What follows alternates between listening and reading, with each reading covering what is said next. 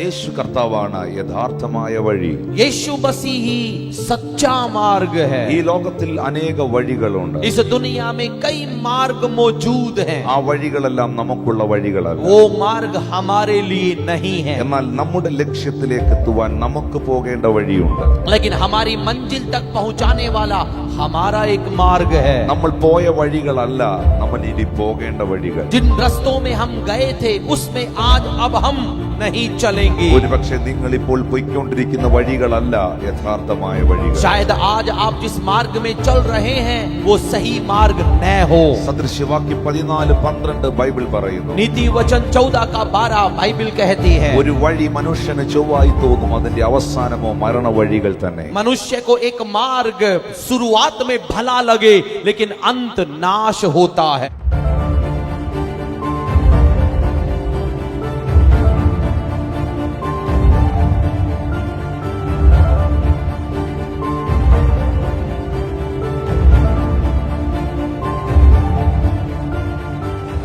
From last 6 to 7 years, she was not able to hear from her left ear, and there was a hit from an animal, and that effect was there. And now she can hear completely, and also she had many problems, pains in her body, but now there is no pain at all. That's gone. What happened actually? क्या हुआ था बताएंगे एक बार? Horse गधा आके इसमें लात मार दिया था जब हम बचपन में थे, तो इस कान से काफी खून भी निकला था.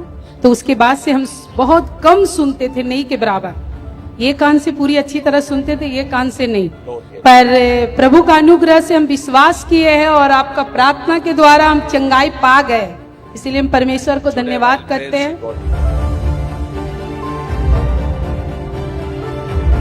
From last 5 years, she was not able to hear from this ear, but now she can completely hear.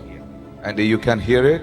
अभी आप सुन पा रहे हो अच्छे सुन से? पा रहे हैं. 15 साल से नहीं सुनाई दे रहा. 15 years she was not able to hear. परमेश्वर ने चंगाई How do you know you are healed? कैसे पता आप चंगी हो गई हैं? सुनाई दे रहा है. सुनाई दे रहा है? जी. She can hear now. നമുക്ക് ചൊവ്വായി തോന്നുന്ന വഴികളെല്ലാം ദൈവിക വഴികളാകണമെന്നില്ല. हमें जो मार्ग पसंद है जरूरी नहीं कि वो परमेश्वर के मार्ग हैं. നാം തിരഞ്ഞെടുത്ത വഴികൾ യഥാർത്ഥമായി നമ്മുടെ അനുഗ്രഹത്തിന്റെ വഴികൾ ആകണം എന്നില്ല. जो भी मार्ग हमने चुने जरूरी नहीं कि वे हमारे आशीष के मार्ग हैं. She was in 8th class. From 8th class onwards, her right ear had problem. She was not able to hear from her right ear. तो मुझको चंगाई मिली, पर सुनने में कभी कभी बहुत ज़्यादा परेशानी होती थी. एक कान में ज़्यादा प्रेशर मेरे को ऐसा लगता था.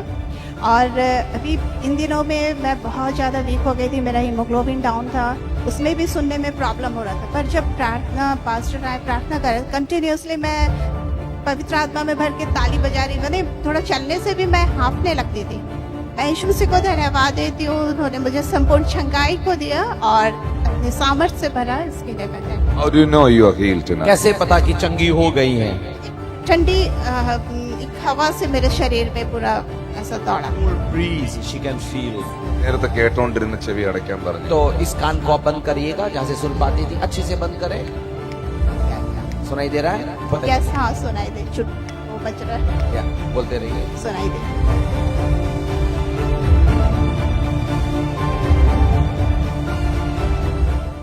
मुझे 1.5 ईयर से कमर में गांठ जैसा था, तो उसे मैं जब प्रेस करती थी तो फिर मुझे पेन होता था. और अभी प्रार्थना के बाद से मुझे वो पेन नहीं है, लेकिन हल्का फील है कि मतलब गांठ है बोल के.